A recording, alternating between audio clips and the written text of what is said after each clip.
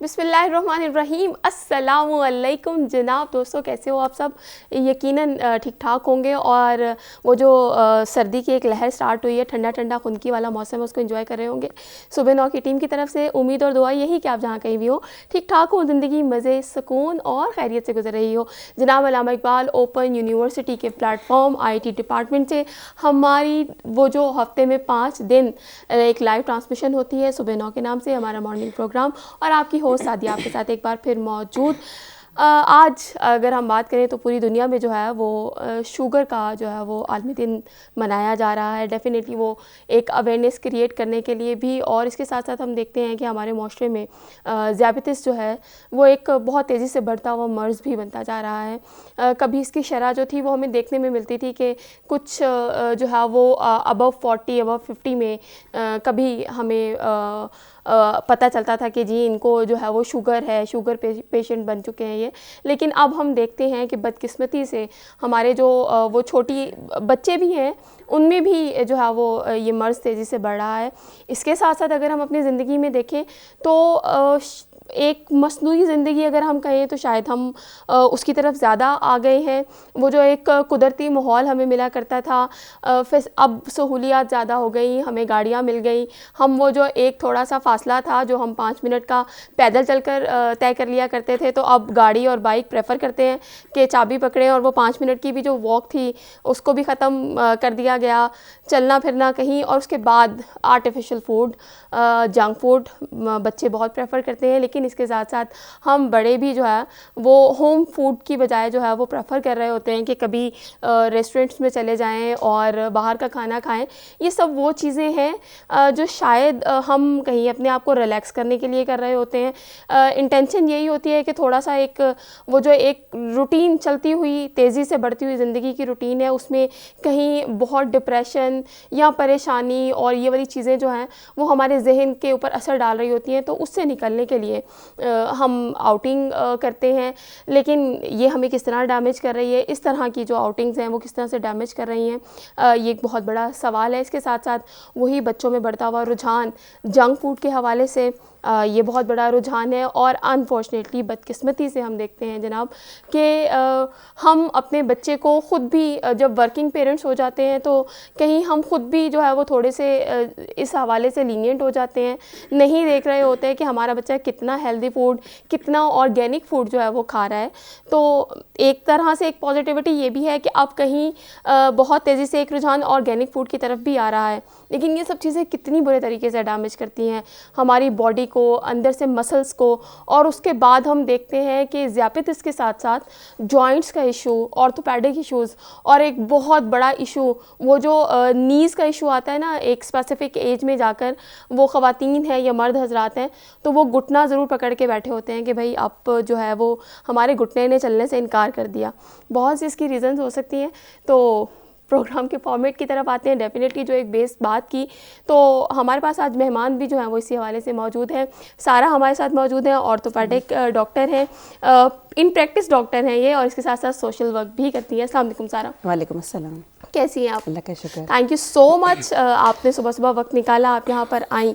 अच्छा सारा, एक तो स्पेसिफिक अभी कुछ चीज़ें मैंने मेंशन की उसकी तरफ आते हैं, लेकिन थोड़ा सा अगर हम सारा के बारे में जानें कि सारा कौन है और सारा ऑर्थोपेडिक डॉक्टर कैसे बनी, तो वो बताइएगा। Excuse me.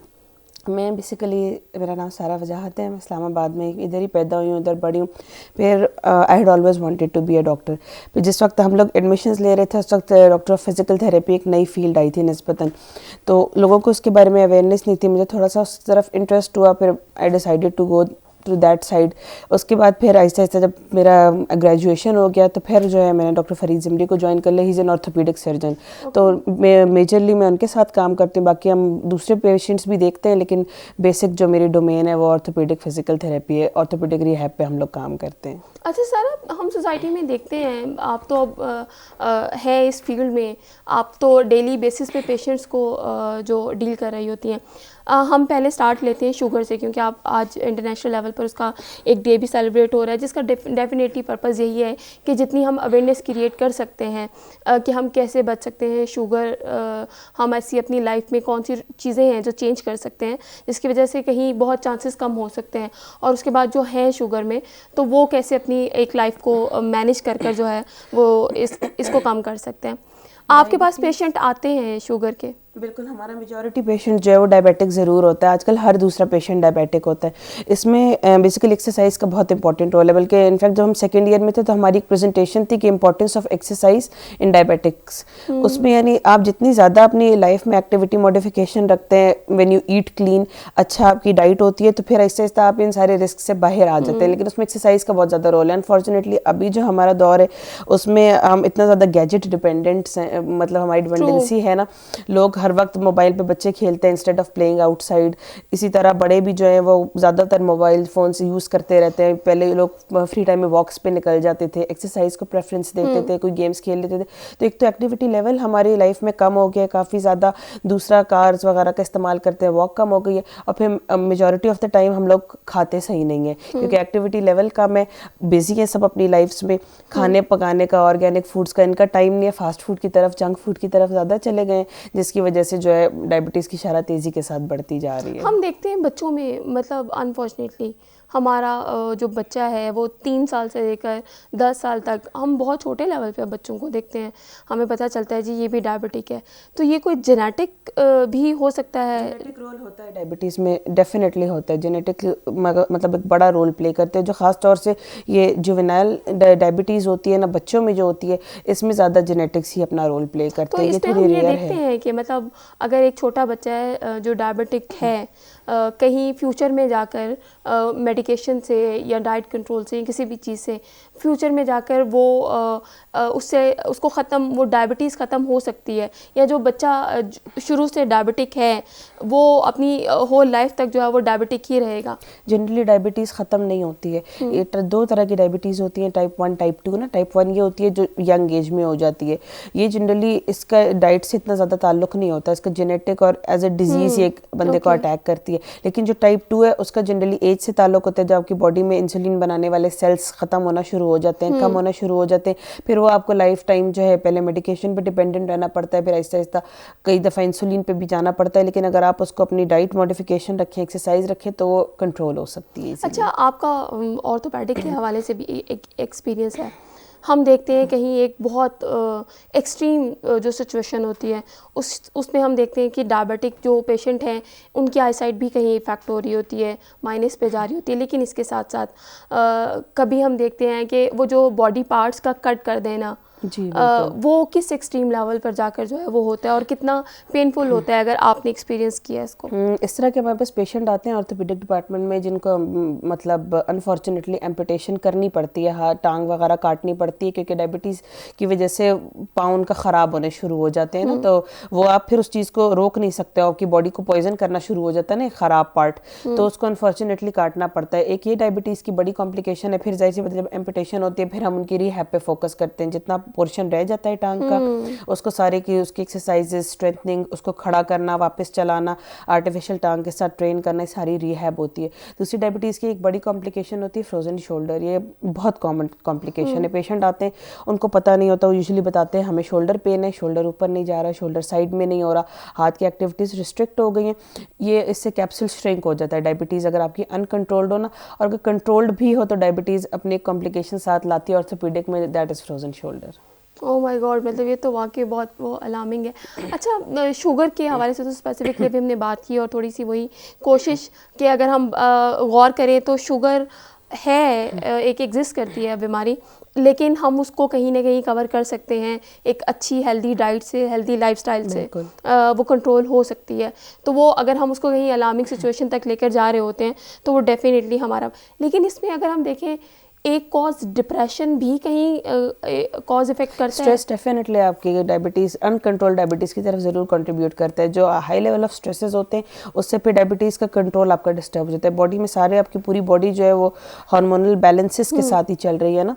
तो जब आपके बॉडी में आपको एक स्ट्रेस मिलता है, आपकी बॉडी में हार्मोनल रिस्पॉन्सेस चेंज होते थे, एड्रेनलिन वगैरह और सब्सटेंसेस प्रोड्यूस होते हैं, उससे फिर आपके हार्मोनल इंटरेक्शन चेंज होती है और डायबिटीज़ अनकंट्रोल डायबिटीज़ की तरफ अच्छा, चली इसमें जाती मैंने है। थोड़ी सी रिसर्च देखी थी, अमेरिकन एसोसिएशन जो है ये साइकेट्रिस्ट के हवाले से जो थी, कि मतलब उन्होंने ये सजेस्ट किया था कि ये जो डिप्रेशन है बाज़-औक़ात ये भी आपको जो है वो ले जाता है शुगर की तरफ, मतलब एक एक्सट्रीम लेवल का डिप्रेशन। और ख़ास तौर पर जो एशियन कंट्रीज़ हैं उनमें ज़्यादातर जो है वो जो पेशेंट इसकी तरफ जाते हैं, शुगर की तरफ, उसकी कॉज कहीं बहुत एक हाई लेवल का डिप्रेशन होता है जो कॉन्टीन्यूसली उनको हो रहा होता है। तो ये भी मतलब हमारी सोसाइटी में हम देखते हैं स्ट्रेस देखें ऐसी चीज़ है कि ये आपकी ना पूरी बॉडी को इफेक्ट करेगी। ये भी काफ़ी सारे इसमें यानी स्ट्रेसेस के जो आप इंडिविजुअल लेवल पे अगर देखें ना, डायबिटीज़ के पॉइंट ऑफ व्यू से देखें, किसी और पॉइंट ऑफ व्यू देखें, ये इंडिविजुअल चीज़ें अभी अंडर रिसर्च हैं। लेकिन डेफिनेटली स्ट्रेस आपकी हर चीज़ को कंट्रीब्यूट करता है। जिस वक्त यानी आपने नोटिस किया होगा, अगर एक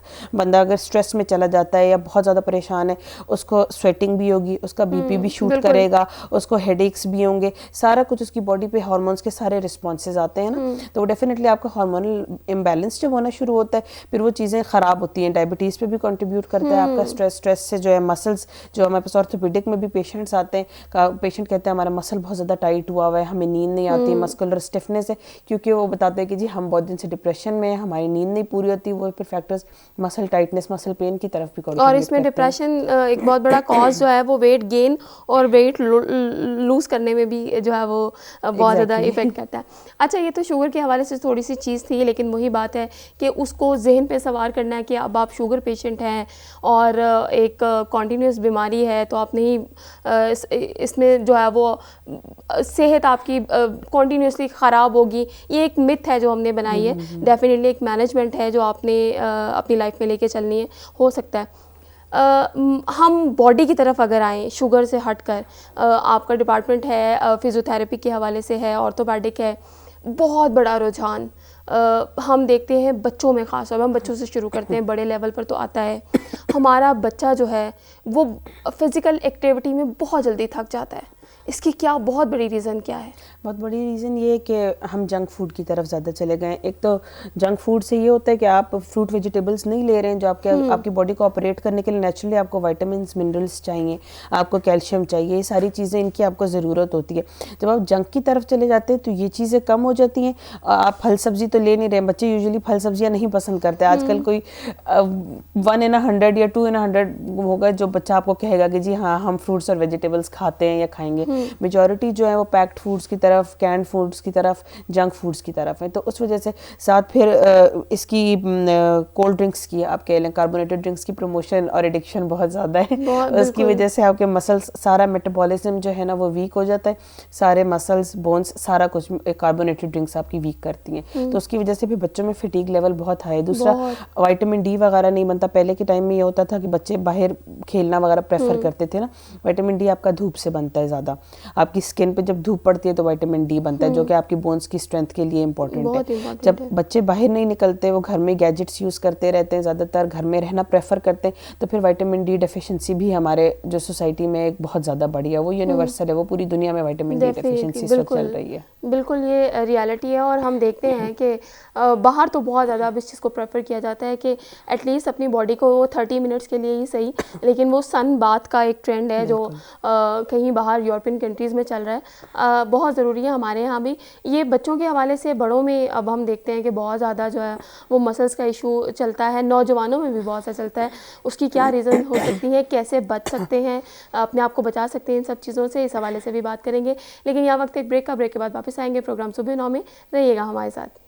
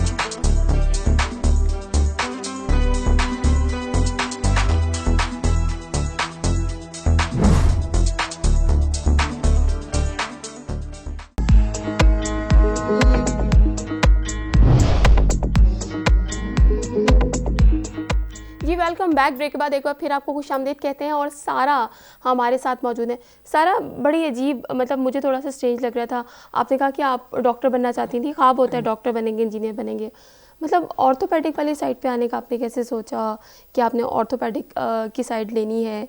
और फिर आपने जो है वो थोड़ा मेंशन कीजिएगा कि आपने किस यूनिवर्सिटी से फिर अपनी डिग्री भी कंप्लीट की? मैंने रिफ़ा यूनिवर्सिटी से अपनी डिग्री कंप्लीट की है, रिफ़ा कॉलेज ऑफ रिहेबिलिटेशन साइंसेस से की है। उस वक्त शुरू में तो बस एक शौक़ था कि ठीक है एक नई फील्ड है तो उसको एक्सप्लोर करना चाहिए, उसके ऊपर काम करना चाहिए। दूसरा, फिर जब मेरी ग्रेजुएशन हो गई तो फिर मैंने एज एन इंटर्नी जो है वो ऑर्थोपेडिक सर्जन डॉक्टर फरीद को ज्वाइन किया था। ऑर्थोपेडिक में वैसे ही जनरली ख़वातीन बहुत कम होती हैं, यही तो उसमें यानी मुझे वो फील्ड अच्छी लगी और ज़्यादातर फीमेल्स होती नहीं, क्योंकि उसमें फिजिकल टफनेस आपको बहुत चाहिए ना, बोन्स को हैंडल करने के लिए, मसल्स को हैंडल करने के लिए, तो वो फील्ड पे मुझे इंटरेस्टिंग लगने लगी। दूसरा, फिर उसमें इनोवेशन बहुत ज़्यादा है इस वक्त, यानी जितना मुझे वो चीज़ इंटरेस्ट करती है कि पाकिस्तान में अब इस तरह की टेक्निक्स आ गई हैं, रिवर्स शोल्डर आर्थोप्लास्टी, जिसमें आपका शोल्डर रिवर्स करके लगाया जाता है ताकि वो वापस डिसलोकेट ना हो जाए। एक टेक्निक है लेज़रॉफ टेक्निक, लेज़रॉफ रिशन टेक्निक है, जिसके थ्रू पहले जो मतलब इस तरह के केसेस होते थे ना, जिसमें किसी की टांग छोटी है उसको लेंथनिंग नहीं की जा सकती थी, या टांग अगर ओपन फ्रैक्चर हो गया, इन्फेक्ट हो गया, टांग काटनी पड़ जाती थी, टांग टेढ़ी है उसको सीधी करने की ज़्यादा टेक्निक्स नहीं थी। वो एक फ्रेम लगता है, वो सारी चीज़ें आपकी डील कर सकता है। अच्छा, तो यहाँ वो चीज़ मुझे इंटरेस्ट करती थी। इम्पॉर्टेंट चीज़ ये, आपने भी वो बच्चों के हवाले से बात की तो एक चीज़ जहन में आई हमारी सोसाइटी में। एक तो जो जब न्यू मदर्स होती हैं हमें आइडिया नहीं होता, बाज़ औक़ात हम देखते हैं कि बच्चा है, एक आम मिथ ये है कि वो 9 मंथ्स के बाद, जब 9 मंथ का हो जाएगा, 10 मंथ्स का हो जाएगा, तो ऑटोमेटिकली थोड़ा क्रॉल और चलने लग जाएगा। कुछ बच्चे नहीं चलते, जल्दी नहीं चलते, साल से भी ऊपर हो जाता है, 1.5 साल का भी हो जाता है।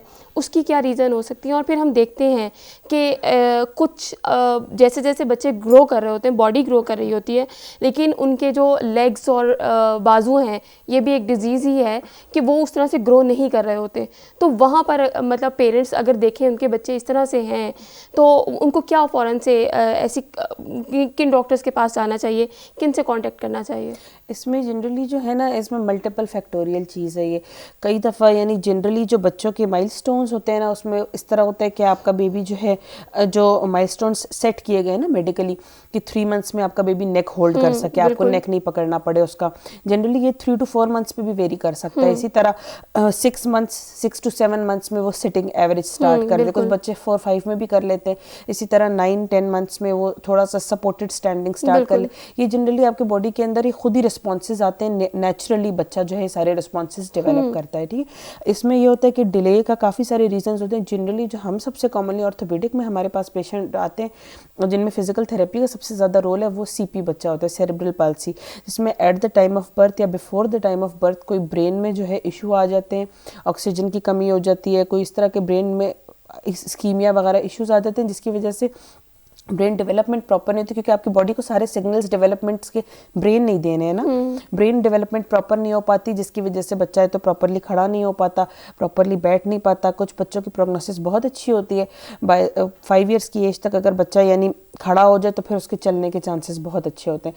आफ्टर 5, 8, 9 ईयर्स, 10 ईयर्स तक भी वो आप उसके साथ एफर्ट करो, सपोर्टेड चल ले तो अच्छा है, फिर 10 ईयर्स के बाद चांसेस उसके कम हो जाते हैं। तो उसमें डिफरेंट इश्यूज होते हैं, डिलेड वॉकिंग वगैरह। लेकिन मतलब वो बेहतर ये है कि अगर पेरेंट्स को कहीं थोड़ा आइडिया हो रहा है तो वो सही टाइम पर जो जाके किसी भी फिजियोथेरेपिस्ट या ऑर्थोपेडिक सर्जन को कंसल्ट करें, या न्यूरोफिजिशियन को भी कंसल्ट कर सकते हैं। तो मतलब टाइमली अगर कंसल्ट कर लिया जाए तो इनको एड्रेस किया जा सकता है, इन चीज़ों को एड्रेस किया जा सकता है। बिल्कुल। अच्छा, एक और चीज़ जो अभी मेरे जहन में आई, हम देखते हैं कि अब हम बच्चों में देखते हैं कि उनकी वो बड़े नहीं, मतलब कद ज़्यादा नहीं निकालते।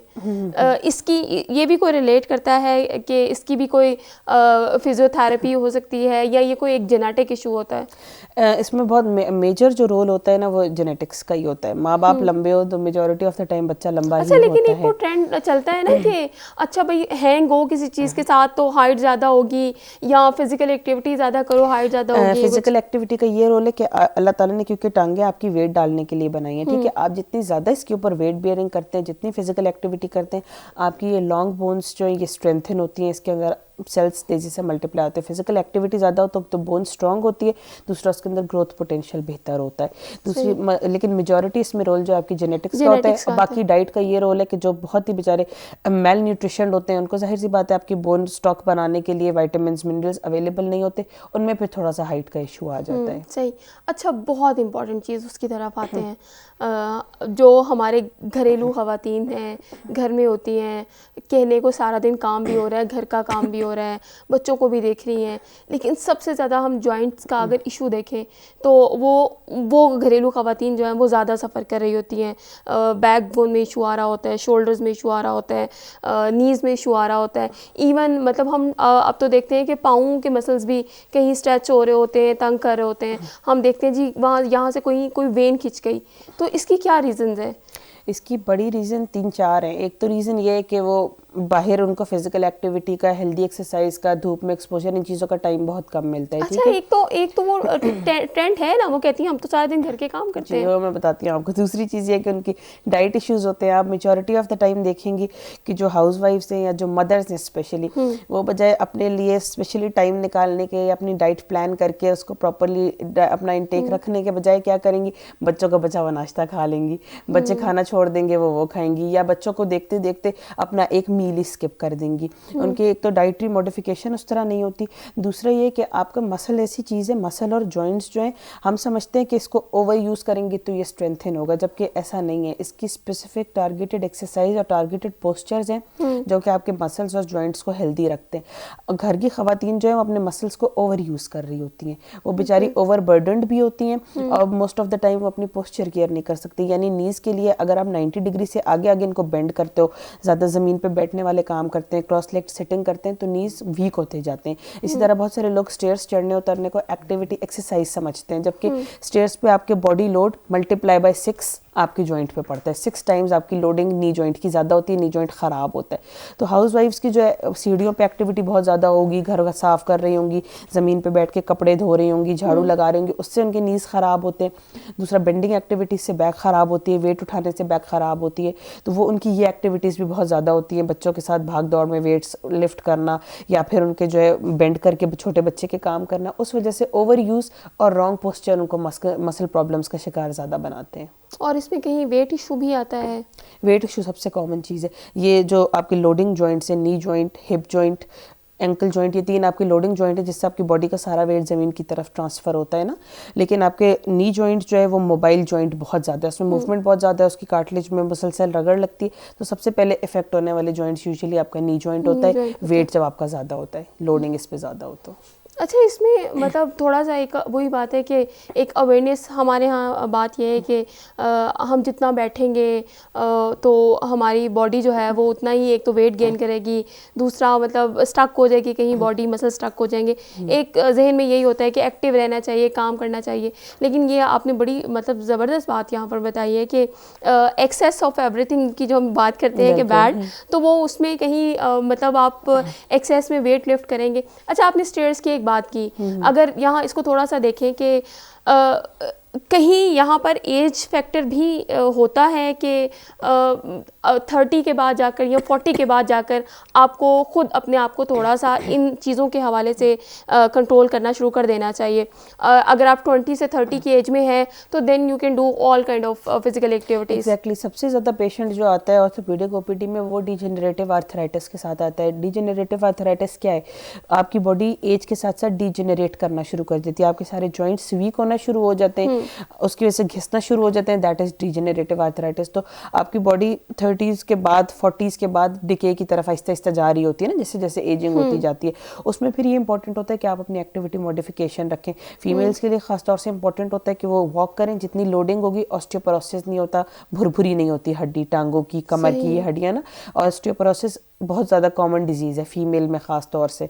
दूसरा, एक्टिविटी यानी आपको चाहिए 30s 40s के बाद टारगेटेड एक्सरसाइजेस करें, नी स्ट्रेंथनिंग एक्सरसाइज करें, उससे फिर नी की जो कार्टिलेज है बीच में वो डैमेज नहीं होती, नी का आर्थराइटिस रुक जाता है। इसको आप एक दफ़ा डिजेनरेटिव आर्थराइटिस अगर हो जाता है, ऑस्टियोआर्थराइटिस स्टार्ट हो जाता है, उसको आप रिवर्स बैक नहीं कर सकते हैं, लेकिन उसको आप रोक सकते हैं, क्योंकि आगे आगे आगे उसकी स्टेजेस में मतलब इतनी अगर हम खराबी होती है। 30 से अबव की बात करें, आप तो फिजियोथेरेपी भी मतलब उसमें भी हैं फील्ड में, तो अगर हम एक सिंपल बात करें कि 30 के बाद ख़वातीन को अगर नीज़ के हवाले से कोई एक्सरसाइज करनी है, तो वो किस टाइप की ऐसी एक्सरसाइज होनी चाहिए जो वो घर बैठे भी इजीली मतलब कर लें, कि आप बैठे हुए हैं या किचन में काम कर रहे हैं, तो वो उसी दौरान थोड़ा बहुत जो है वो अपनी नीज़ को भी मूव करें, कि आपकी वो जो एक एक्सरसाइज वाली एक्टिविटी है वो भी साथ चलती रहे। जी, वो हमने सारे पेशेंट्स को यही होम प्लान गाइड करते हैं कि एक तो अपने लेट के अपने नीज़ के नीचे टॉवल या चादर का रोल रखते हैं, पाँव को अपनी तरफ खींचते हैं और उस रोल को नी से प्रेस करना होता है, नी टाइट करते हैं, लूज करते हैं, उससे आपकी नी मसल स्ट्रेंथन होता है, ठीक है। दूसरा कि वो बैठे हुए कर ये रहे वो हैं, एक्सरसाइज है जो आप 30 के बाद मतलब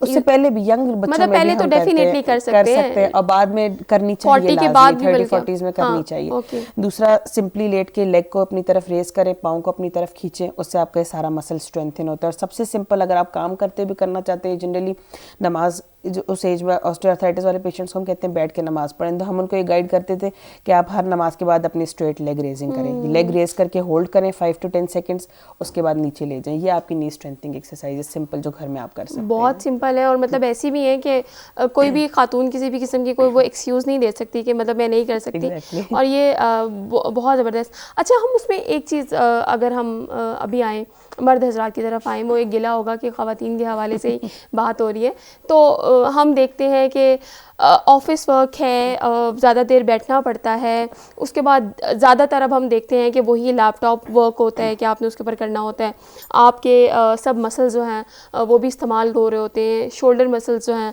वो भी इस्तेमाल हो रहे होते हैं, और कहीं मर्दों में भी जो है वो ये इश्यूज़ चल रहे होते हैं कि बैकबोन कहीं डिस्टर्ब हो रही है। तो इस हवाले से मतलब ये ऐसे कौन से इशू हैं इनको कैसे एड्रेस किया जा सकता है और इनसे कैसे जो है वो रिलीफ भी लिया जा सकता है, इस हवाले से बात करेंगे। लेकिन यहाँ पर एक वक्त है ब्रेक का जनाब, ब्रेक के बाद वापस आएंगे। प्रोग्राम सुबह 9 में सारा हमारे साथ है, फिजियोथेरेपी के हवाले से बात हो रही, छोटी छोटी सजेशंस जो हम आपको यहाँ बैठे दे सकते हैं वो डेफिनेटली आपको दे रहे हैं, बड़ी ज़बरदस्त सजेशंस, वो जो घरेलू ख़वातीन की नीज़ का डेफिनेटली बहुत बड़ा मसला है हमारी सोसाइटी में, तो उसको कवर करने के लिए 2-3 एक्सरसाइजेस सारा ने बताई, उसको ज़रूर फॉलो कीजिएगा। वापस आते हैं ब्रेक के बाद, हमारे साथ रहिएगा सुबह 9 में, मिलते हैं ब्रेक के बाद।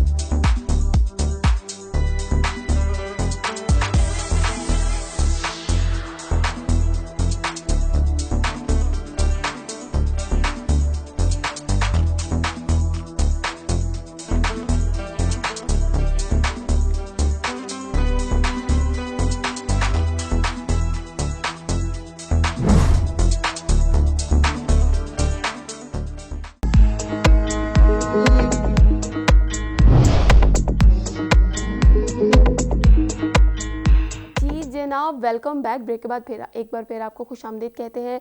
सारा हमारे साथ मौजूद हैं और सवाल हमने छोड़ा था मर्द हजरात के हवाले से, लेकिन उससे पहले जो है वो एक और सवाल हमारी जनाब जाहिदा काजी जो हैं वो ऑफिसर थी यहाँ यूनिवर्सिटी में BUESP में, उन्होंने एक सवाल किया है, वो प्रोग्राम देख रही हैं। तो उनका ये कहना है कि मैं अगर ज़्यादा देर सोऊं तो मेरे हाथ पाँव जो हैं वो सो जाते हैं, इसकी क्या रीज़न है और इससे कैसे निकल सकती हैं वो?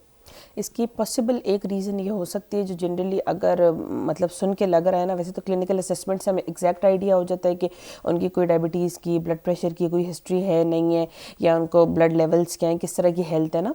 लेकिन जनरली अगर सोने से इस तरह होता है, उनको एक हाथ पाँव सुन हो जाते हैं, इसमें पोस्चर का एक इंपॉर्टेंट रोल होता है। ये हमारी सबसे मोबाइल स्पाइन है, सर्वाइकल स्पाइन, जो गर्दन है ना, और यहाँ से हमारे स्पाइनल कॉर्ड के सारे कनेक्शन पूरी बॉडी में जा रहे हैं, हाथों में भी जा रहे हैं, टांगों में भी जा रहे हैं। अगर खुदा न खास्ता सर्वाइकल स्पाइन यहाँ से कट हो जाती है तो फिर उसके बाद बंदा बिल्कुल पैरालाइज हो जाता है, ठीक है, इससे नीचे नीचे। तो इसमें कई दफ़ा कुछ लोगों को ये इशू आते हैं कि अगर वो ऊंचा तकिया लगा के सोते हैं, उससे उनको इन मोहरों के ऊपर कंप्रेशन आती है, यहाँ से उनकी थोड़ी सी सर्वाइकल स्पाइन दबती है, तो सारी बॉडी में सेंसेशंस जाती है, नमनेस शुरू हो जाती है।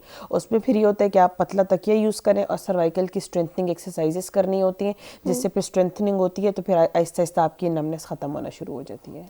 अच्छा सारा, इसमें एक दफ़ा किसी डॉक्टर ने बड़ी ज़बरदस्त सजेशन दी थी, तो मेरे जहन में भी आया कि आपसे उसको वेरीफाई कर लिया जाए कि सुबह जब हम सोकर उठते हैं तो फ़ौरन से उठकर या तो बैठे या बैठी ली या वॉशरूम चले गए, तो वो मतलब सियाने भी ये बात कहा करते थे कि बेड से उठें फ़ौरन, तो वो उठकर ज़रा अपनी बॉडी को थोड़ा सा मूव कर लें अगर, तो वो भी कहीं बहुत हेल्पफुल रहता है कि आपके मसल्स को थोड़ा सा जो है वो फ्लेक्सिबल करने में।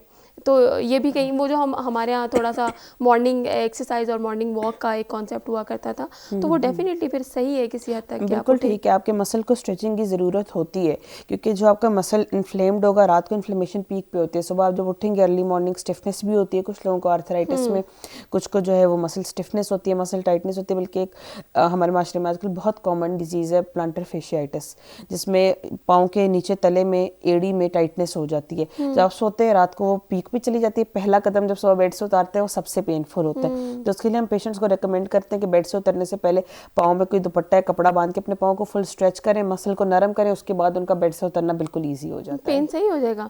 ये आपने मेरा प्रॉब्लम एड्रेस किया है। ये फ्लैट जूतों से मेजॉरिटी ऑफ द टाइम होता है। इसमें कोई भी यानी आपकी ऑर्थोपेडिक कंडीशन ऐसी नहीं है जिसमें आपको हम फ्लैट जूता रिकमेंडेड हो। हमेशा आर्चेस वाला और थोड़ा सा हील लिफ्ट वाला जूता पहनना चाहिए, उससे ये पैर के इश्यूज नहीं होते। मतलब ये तो आपने खवातीन के हवाले से। अच्छा, वैसे मर्द हजरात भी पहन सकते हैं ना, उनके भी जी, उनके भी शूज में इन सोल्स भी होते हैं, थोड़े से हील लिफ्ट भी होती हैं। हाँ, तो मतलब थोड़ा सा जो है वो हील होनी चाहिए। हमेशा आपकी हील जो है वेज होनी चाहिए, पेंसिल ना हो, और आपके 4 फुट से जो है ना हील थोड़ी सी ऊंची होनी चाहिए। जो घर में एक चप्पल भी स्पेशल आते हैं ना, जिन्हें अक्सर लोग मेडिकेटेड शूज भी कहते हैं, सिंपल में भी होता है, हल्की सी वेज होती है, तो वो पहननी चाहिए। उससे फिर ये पाँव का फेशिया वगैरह इन्फ्लेमेशन के इश्यूज नहीं आते। ये तो मतलब बहुत ज़बरदस्त सजेशन है, और ये डेफिनेटली मुझे लगता है कि हमारी सोसाइटी में ख़वातीन तो मुझे पता है कि बहुत ज़्यादा इस प्रॉब्लम में सफ़र कर रही हैं, तो मर्द हजरात भी अगर कर रहे हैं तो ये बड़े ज़बरदस्त सजेशन आपने दी। अच्छा, अब वही मर्द हजरात की तरफ अगर हम आएँ, ऑफिस वर्क है, बैठे हुए हैं, बैकबोन भी जो है वो डिस्टर्ब होने लग गई है, शोल्डर मसल्स जो हैं ये बहुत डिस्टर्ब हो जाते हैं, तो कैसे बचा जा सकता है इन सब चीज़ों से, क्योंकि ऑफिस वर्क तो करना है। पोस्चर केयर बहुत ज़्यादा इंपॉर्टेंट है। मेल्स में जनरली जो हमारे पास पेशेंट्स आते हैं उसमें सबसे ज़्यादा इशू यही होता है कि बैक पेन है, नेक पेन है, क्योंकि वही मैंने जो आपको पहले मेंशन किया ना, नेक सबसे मोबाइल स्पाइन है, ठीक है। आजकल जो गैजेट्स का दौर होने की वजह से भी बंदा लैपटॉप्स वगैरह ज़्यादा यूज़ करता है, दूसरा फासले ज़्यादा हैं, उसमें कार यूज़ करता है, मोटर बाइक यूज़ करता है, ड्राइविंग है, सिटिंग ज़्यादा है, उसकी वजह से जो है मुसलसल एक तो आपकी स्पाइन ये वाली मोबाइल रहती है, बेंट रहती है, लैपटॉप यूज़ करने में, काम करने में। मेल्स को जनरली इसके इश्यूज़ होते हैं, इसका फिर पेन सारा शोल्डर्स और बाजुओं में भी जाता है, अगर यहाँ से आपकी रगें दबने शुरू हो जाएँ। फिर बैक में ये इश्यूज़ होते हैं कि मुसलसल बैठ के 9 to 5 जॉब करनी पड़ती है, उसकी वजह से फिर बैक पेन, मसल वीकनिंग शुरू हो जाती है, बैक पेन के इश्यूज़ आते हैं। उसको डील करने का ये तरीका कि ऑर्थोपेडिकली इट इज़ रिकमेंडेड कि आप 40-45 मिनट से ज़्यादा कॉन्टिन्यूस सेटिंग कभी भी ना करें। 40 मिनट्स बैठ लिए, 45 मिनट्स बैठ लिए, खड़े हो जाएं, थोड़ी सी स्ट्रेचिंग कर लें, छोटा सा एक चक्कर लगा के वापस आके बैठ जाएं, उससे आपका मसल कॉन्स्टेंटली स्ट्रेन नहीं होता। दूसरी चीज़, पोस्चर केयर सबसे इंपॉर्टेंट है। हम पोस्चर केयर कभी भी नहीं करते। अगर एक शख्स लैपटॉप पे काम कर रहा है, वो जनरली इस पोस्चर में करेगा, उसके शोल्डर्स भी स्टूप होंगे, बैक में पेन आएगा, उसकी नेक भी ओवर बेंट होगी, उसकी सारी रगों पे प्रेशर आएगा। जबकि लैपटॉप यूज़ करने का सही पोस्चर ये है कि आपकी टेबल हाइट ये हो, आप स्ट्रेट बैठे हुए हो, शोल्डर्स आपके बिल्कुल स्ट्रेट हो, बैक पे पे वो जोर ना आए और आपका लैपटॉप आपके आईज के लेवल आइज़ पर के रखा लेवल हुआ हो पर और हो। आपकी नेक में ओवर बेंडिंग ना हो। उससे ये प्रॉब्लम्स पोस्चर केयर से और पोजीशन अपनी चेंज करने से बहुत ज़्यादा हद तक डील हो जाते हैं। दूसरा फिर स्ट्रेंथनिंग एक्सरसाइजेज है, वो इसी तरह नीज की तरह सिंपल होती है, सुबह शाम आप उसको अपनी रूटीन बना लें तो ये इशू बिल्कुल ख़त्म हो जाते हैं। अच्छा, अगर हम नेक के हवाले से थोड़ी सी बात करें ना, ये तो ख़वातीन का प्रॉब्लम, इवन बच्चों का प्रॉब्लम है। मुझे अपने बेटे को बहुत दफ़ा कहना पड़ता है, भाई मतलब अपनी नेक को स्ट्रेच करो। मुझे ज़्यादा इशू होता है, ज़ाहिर है बच्चे तो अब वो गैजेट्स के बगैर तो रहते ही नहीं हैं। तो अगर हम सिंपल नेक की बात करें, हमने नेक को थोड़ा सा रिलैक्स करना है, हमने बहुत ज़्यादा जो है वो काम किया है, रिटर्न वर्क है या कंप्यूटर वर्क है, क्या ईजीएस्ट एक्सरसाइजेस क्या हो सकती हैं कि हम ऊपर नीचे जी, दाएं बाएं स्ट्रेचिंग इसको तो आप स्ट्रेच इसकी करें? सिंपल इस तरह कर सकते हैं ना, इधर से स्ट्रेच कर सकते हैं, इधर से कर सकते हैं, लेकिन स्ट्रेचिंग से ज़्यादा जो आपको चीज़ रिक्वायर, अगर जिस वक्त स्टिफ हो जाए, स्ट्रेन हो जाए, उस वक्त स्ट्रेचिंग इजीली आप कर सकते हैं, सारे डायरेक्शंस में मूव कर सकते हैं। लेकिन इससे ज़्यादा जो आपको लॉन्ग टर्म में मेंटेन रखना होता है वो स्ट्रेंथनिंग है, कि आपकी रगें नहीं दबे, पेन्स ना हो। उसके लिए आपने करना होता है सर के पीछे इस तरह हाथ रख के ना 8 सेकेंड्स तक आप ओके। जोर दीजिए, फिर छोड़ दें। इस तरह 20 टाइम्स बैक पे रिपीट करें, 20 टाइम्स इस तरफ प्रेशर दें, 20 इधर दें, 20 फ्रंट पे दें। चारों तरफ से नेक की स्ट्रेंथनिंग हो जाती है।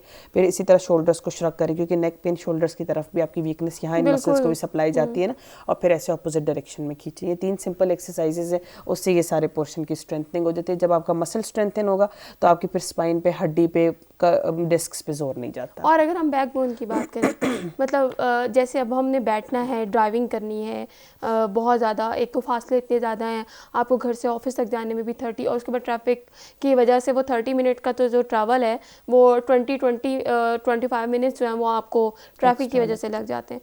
तो मतलब ऐसे क्या, मतलब आप बैकबोन के लिए क्या कोई कुशन्स हैं, ऐसे कुछ ऐसी चीज़ें हैं जो आप बैठते वक्त अपने साथ यूज़ करें, ताकि आपकी बैकबोन पे जो है वो ज़्यादा बैठने से वो जो एक प्रेशर बिल्ड होता है और उसके बाद बैकबोन बहुत ज़्यादा डिस्टर्ब होती है, तो वो ना हो? उसके लिए कुशन्स डेफिनेटली रिकमेंडेड होते हैं जी। जो बैक का मिडिल हाँ। वाला एरिया होता है, लंबर एरिया होता है, इसके लिए लंबर कुशन्स वगैरह रिकमेंडेड होते हैं। या स्पेशल्स, अब तो प्रॉपर सीट्स भी बनी हुई आती हैं जिसके अंदर आपकी जो स्पाइन का अपना कर्वेचर है ना, उसी डिज़ाइन की बनी हुई होती है, ताकि स्पाइन को सपोर्ट रहे, वो यूज़ की जा सकती है, उससे फ़र्क पड़ता है डेफिनेटली। अच्छा, एक बहुत कॉमन चीज़, ये जो मसल्स गर्दन है ना, वो नॉर्मल लोग वो एकदम गिला कर रहे होते हैं, यार मतलब गर्दन यहाँ से मेरी मूव नहीं हो रही, अब मैं उस तरफ नहीं कर सकता। अब वो बाय चांस सुबह रात को सोए हैं, सुबह उठे हैं, तो वो अचानक ये मसला उनको दरपेश हो गया, या किसी भी वजह से, अब ये मर्दों में भी है, ख़वातीन में भी है, और ये बहुत कॉमन प्रॉब्लम है, तो इससे कैसे बचा जा सकता है? ये वही वाली बात है कि रॉन्ग पोस्चर में अमूमन लोगों को ये शिकायत होती है। अगर वो बहुत ऊंचा तकिया लगाकर सोते हैं, तकिए में उनकी पोजीशन सही नहीं है, एक पोजीशन में मसल बहुत ज़्यादा स्ट्रेच रहे तो वो स्पैज़म में चला जाता है, टाइट हो जाता है, उसमें फिर वो पेनफुल हो जाता है। उसके लिए तो मसल रिलैक्सेंट्स दी जाती हैं। इन्फ्लेमेशन अगर ज़्यादा हो तो फिर एंटी इन्फ्लेमेटरीज दी जाती हैं। साथ फिर ये एक्सरसाइज रिजीम में स्ट्रेचिंग कराई जाती है। फिजियोथेरेपिक मोडेलिटीज़ भी इसमें होती हैं, काफ़ी सारी अल्ट्रासाउंड थेरेपी वगैरह यूज़ की जा सकती है जिससे मसल रिलैक्स किया जा सके। तो उसमें डिफरेंट ऑप्शंस होते हैं। बाकी लॉन्ग टर्म में आपने एक्सरसाइज मेंटेन रखे तो वो फिर मसल बार बार रिकरेंट वीकनेस में और स्पैज़म में नहीं जाता। जो लोग अपनी रूटीन में एक्सरसाइज रखते हैं ना, स्ट्रेंथनिंग एक्सरसाइज को अपनी लाइफ रूटीन बना लेते हैं, उनको फिर ये इश्यूज बहुत कम हो जाते हैं। इस तरह जैसे कहते हैं ना, चुक पड़ गई, पेन्स शुरू हो गए, हाँ, वो वो नहीं चुप होते। मेरे ज़हन में वर्ड आ रहा था, बहुत ज़्यादा यूज़ होता है।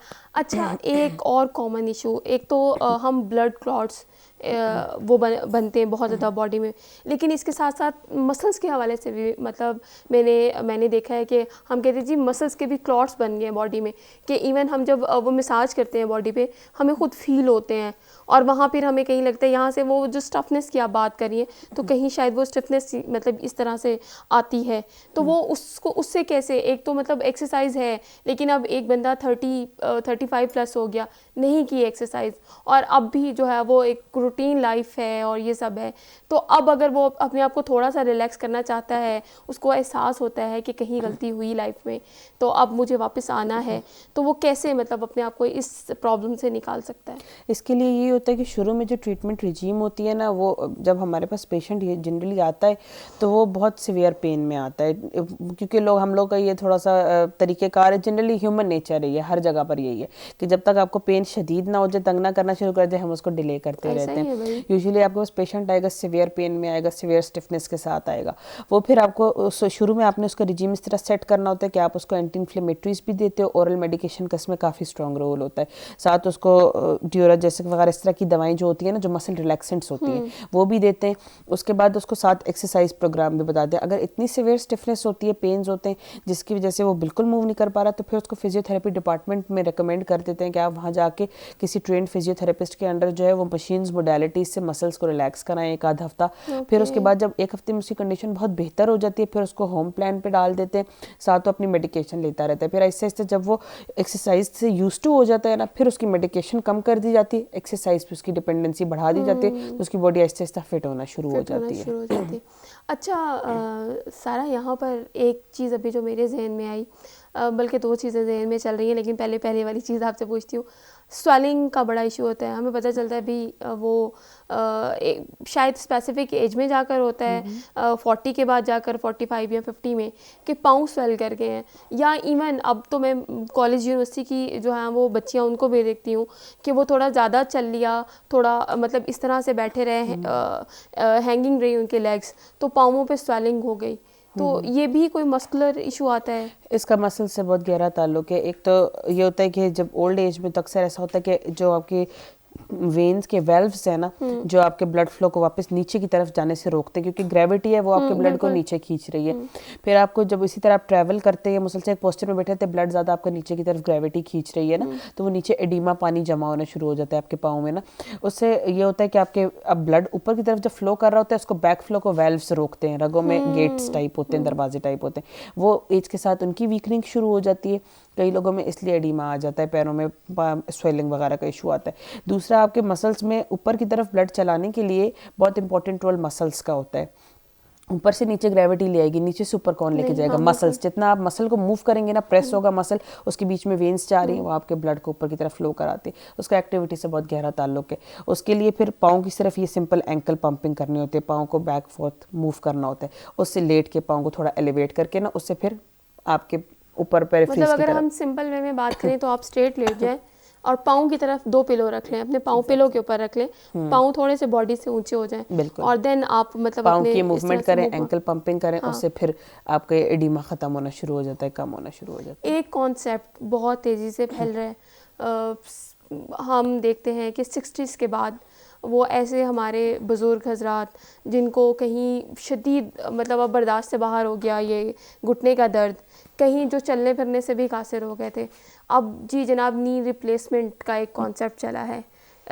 तो वो ये जो नेचुरल आपका एक बॉडी अल्लाह ताला ने दी है, इसको जब आप रिप्लेस करते हैं इंसान की बनाई हुई किसी चीज़ से, तो ये उतनी ही सपोर्टिव होती है आपके लिए? इसके रिजल्ट्स एक्सेलेंट हैं।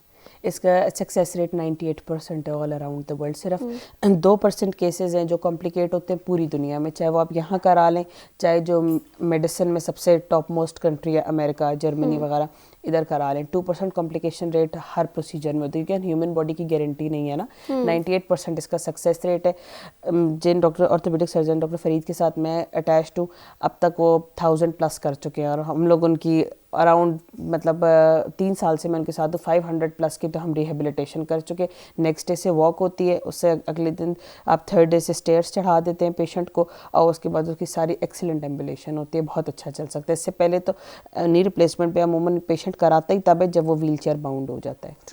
तो जब व्हीलचेयर पे आता है अमूमन वो तब सोचता है कि मैं कराऊँ, या बिल्कुल उसका चलना फिरना जब ख़त्म हो जाता है, उस वक्त फिर जब नी रिप्लेसमेंट कर देते हैं तो उसके एक्सेलेंट रिजल्ट होते हैं। उसकी वापस वॉक, सीढ़ियाँ चढ़ना, सारी एक्टिविटी स्टार्ट हो जाती है। चलें जी, हम वो जो बात करते हैं टेक्नोलॉजी की, तो इंसानी जहन की तख्लीक है ये सब चीज़ें भी, तो एक गुड न्यूज़ भी है हमारे लिए कि वही जो इंसान ने तख्लीक की है, रिप्लेसमेंट तो डेफिनेटली किसी चीज़ की नहीं है, लेकिन इंसानी कोशिश है कि दूसरे इंसान को किस हद तक फ़ायदा दिया जा सकता है।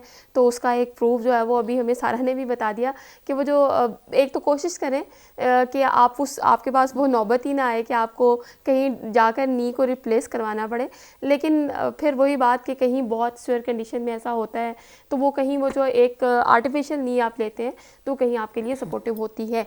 एक और बहुत बड़ा इशू ये जो हाथ, और हम एक तो भी हमने सोने की बात की थी ना, हम बैठे काम कर रहे हैं, ऑफिस में बैठे हुए घर में काम कर रहे हैं, लेकिन जनाब हम कहते हैं जी वो बाजू सो गया है मेरा, या टांग सो गई है, तो वो कभी अगर मैं ये बात करूं तो बच्चे भी कहते हैं ये सोना क्या होता है, ये कैसे सोते हैं, एक तो हम सोते हैं ना आंखें बंद करके, तो ये किस वजह से होता है, फिर हम मूव ही नहीं कर सकते कुछ टाइम के लिए, हमें छोड़ना होता है बॉडी को। बेसिकली हमारे हाथों पैरों की एक्टिविटी की जिम्मेदार जो है वो हमारी नर्व्स होती हैं, जो कि सिग्नल देंगी, कमांड देंगी, तो आगे बंदा उसको मूव कर सकता है ना।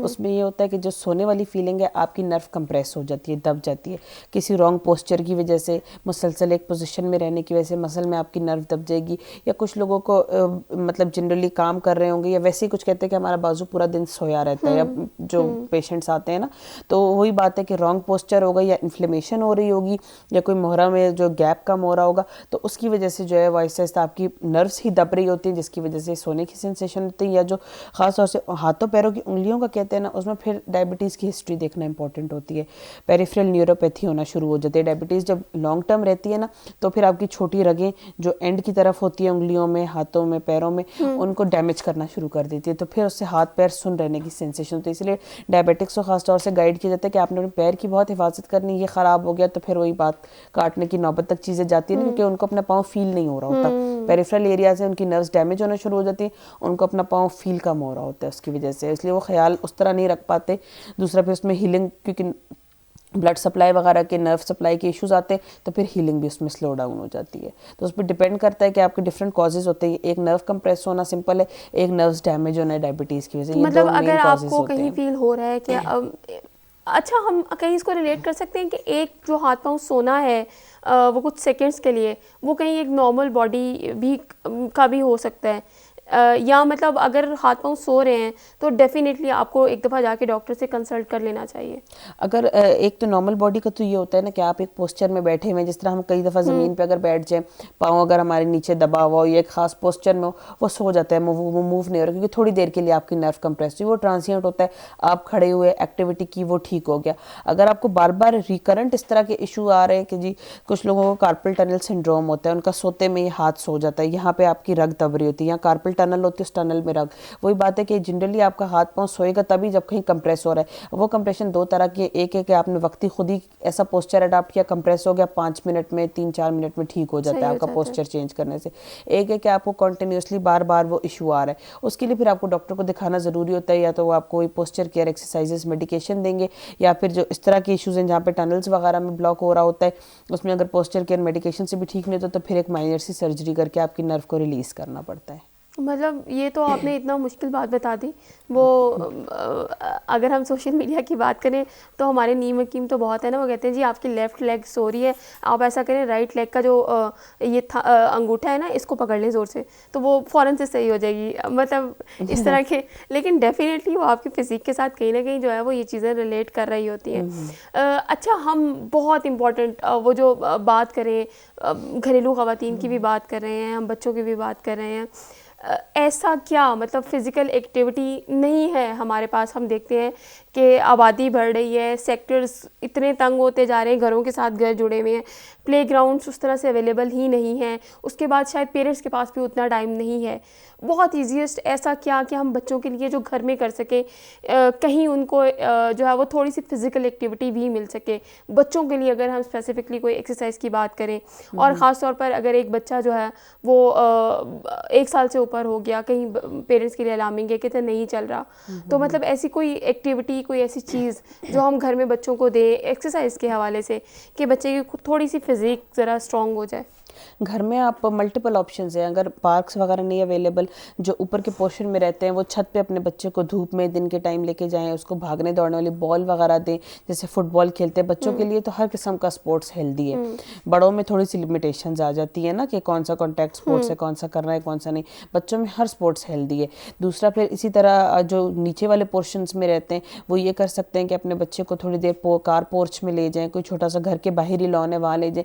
जिनको ये दोनों चीज़ें भी अवेलेबल नहीं है, वो अपने बच्चों को गली में ले जाएं, थोड़ा वॉक कराएं। वॉक करना, भागना, रनिंग, वॉक, ये सबसे इंपॉर्टेंट एक्टिविटीज़ में से एक है। दूसरा फिर अगर पार्क हो, कच्चा ट्रैक हो, that is the best one. बड़ों के लिए भी जो लोडिंग नीज के ऊपर जो रोड पर या पक्के ट्रैक पर होती है ना, उससे भी थोड़े नीज उसकी निस्बत आपके नीज ज़्यादा अच्छे कच्चे ट्रैक पर रहते हैं। अगर वो कुछ अवेलेबल नहीं है तो आप उसको बाहर लेकर जाइए, धूप में लेकर जाएं, कहीं उसको एक्सपोजर दें बाहर का, या कोई खेलने के लिए जगह दें। घर के अंदर तो जनरली वो आप सारी एक्टिविटीज़ कर ही रहा होता है बच्चा। अच्छा, वक्त क्योंकि ख़त्म हो रहा है, एक चीज़ जहन में आई, एक और कॉन्सेप्ट कि अब हमारा वज़न ज़्यादा है तो एक और चीज़ बहुत तेज़ी से जो है वो अडॉप्ट हो रही है कि हम डाइटिंग की तरफ आ जाते हैं। डाइटिंग में जब हम आते हैं तो हम बहुत सी चीज़ें स्किप कर देते हैं खाने पीने के हवाले से, एकदम वेट लॉस की तरफ आते हैं ना। हमें ये होता है कोई मिरेकल हो जाए और एक मंथ में 10 से 12 से 15 kg लूज़ हो जाए। जब हम डाइट छोड़ते हैं, वो वाली जो डाइटिंग आती है जिसमें हम खाना पीना छोड़ देते हैं और हम कहते हैं जी पानी शानी पे गुजारा करते हैं, कुछ इस तरह की चीज़ें, आपका वेट तो लूज़ हो जाता है, लेकिन वहाँ कितना आप बुरा अपनी बॉडी के साथ करते हैं वो बताइएगा। अच्छा खासा बुरा करते हैं अपनी बॉडी के साथ, क्योंकि आपकी बॉडी इस तरह डिज़ाइन नहीं की गई है कि वो एकदम से बहुत बड़ी बड़ी फ्लक्चुएशंस बर्दाश्त कर सके ना। दूसरी चीज़ ये कि जो इस तरह एकदम से रैपिड वेट लॉस की तरफ जाते हैं उनमें फिर एकदम से मसल वीकनेस के बहुत ज़्यादा इश्यूज़ आते हैं, क्योंकि आपकी बॉडी तो सारा न्यूट्रिशन आपकी डाइट से ही लेती है ना। उनको फिर मसल वीकनेस के इश्यूज़ आते हैं, उनको फिर जॉइंट पेन्स होना शुरू हो जाते हैं। फिर with the passage of time उनके स्पेशली उनकी स्किन के ऊपर भी वो चीज़ नज़र आना शुरू हो जाती है, अर्ली एजिंग के साइंस वगैरह। तो डाइटिंग उसमें डाइट में यानी आपको बंद कुछ भी नहीं करना होता सिवाय फैट्स वगैरह के। उसका तरीका ये है कि आप अपने पोर्शंस डिफाइन कर लें, सारे पोर्शंस अपने कम कर दें, वेजिटेबल्स, फ्रूट सैलड्स वगैरह ये चीज़ें अपनी डाइट में बढ़ा लें। पानी 3 लीटर लाजमी है, हर ऑर्थोपेडिक कंडीशन से बचने के लिए 3 लीटर्स ऑफ वाटर डेली लाजमी है, वो अपनी डाइट में इनकलकेट कर लें। मतलब हर एज में अगर हम बात करें तो पानी का ये पोर्शन, पानी ज़्यादा होना चाहिए। दूसरा, रोटी और चावल ज़्यादा आपके मेन कार्बोहाइड्रेट्स हैं ना, ये आपका ज़्यादा वेट बढ़ाते हैं, इसके पोर्शंस आप कट डाउन कर दें। इसको आप सैलड से, फ्रूट से रिप्लेस करें ताकि बॉडी जो है वीकनेस की तरफ ना जाए। बाकी मीट्स वगैरह आप हफ्ते में 1-2 दफ़ा चिकन फिश ले सकते हैं। अगर बैलेंस डाइट के साथ चलेंगे, सारी चीज़ें अच्छे पोर्शंस में, यानी पोर्शन अपना कम करके लेंगे लेकिन सब कुछ लेंगे, तो उससे कोई वीकनेस नहीं होता, वेट भी कंट्रोल में रहता है। हाँ, ये तो बहुत इंपॉर्टेंट चीज़ है जो शायद हमें समझ नहीं आती, लेकिन वही हम मिरेकल्स की बात करते हैं, हमें एकदम जोश उठता है कि अच्छा यार मतलब अब ये करना है, तो इसके लिए जो है हम फ़ौरन ये वाली चीज़ें करते हैं। थैंक यू सो मच सारा, आप यहाँ पर आई और इतना इम्पॉर्टेंट इशू था जिसको हमने एड्रेस किया, कोशिश की कि कुछ ऐसे छोटे छोटे चीज़ें और सजेशंस जो आपसे ले सकते हैं, क्योंकि ये तो अगर हम बात करें तो हम देखते हैं कि घरों में भी ख़वातीन का भी बहुत मसला है, मर्द हजरात का भी बहुत मसला है, और इसके साथ साथ वर्किंग वुमेन जो है वो भी बहुत ज़्यादा बल्कि सफ़र कर रही होती हैं। वो तो ऑफिस वर्क भी करती हैं, घर जाके फिर वो बच्चों को भी देखना होता है, तो उसमें उनकी फ़िज़ीक जो है वो बहुत ज़्यादा उसमें कर रही होती है।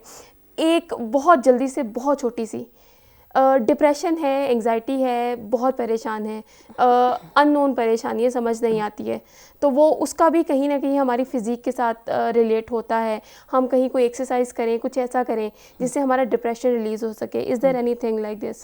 डिप्रेशन के लिए रिकमेंडेड होती है वॉक, किसी हेल्दी जगह में, धूप में, आप सन एक्सपोजर अच्छा हो और आप धूप में जाके किसी रिलैक्सिंग जगह पे वॉक करें, दैट इज़ हाईली रिकमेंडेड। या जो एक्सरसाइज आपको सूट करती है, आपको अच्छी लगती है, कुछ लोग जिम जाने से रिलैक्स्ड फील करते हैं ना, उसमें फिर ये होता है कि आपके with the passage of time depression से उसका डायरेक्ट लिंक तो नहीं आप निकाल सकते, लेकिन ये है कि जब आप एक्सरसाइज करते हैं आपकी बॉडी को जनरली हेल्दी फीलिंग आती है ना, कुछ लोगों को ये चीज़ एक एक्टिविटी मिलती है, प्लेजर देती है, डिप्रेशन लेवल्स उससे कम देखे गए हैं। बिल्कुल ऐसा ही है। अच्छा सारा, जाते जाते हमारे देखने वालों, सुनने वालों को कोई एक मज़े वाला वो पैगाम के जनाब बॉडी शॉडी सही रखें, अपनी डाइट भी सही रखें और एक्सरसाइज जो है वो अपनाएं, मतलब कोई पैगाम जो आप देना चाहें ज़रूर। बिल्कुल, पोस्चर केयर करें, डाइट अच्छी रखें और एक्सरसाइज लाजमी करें।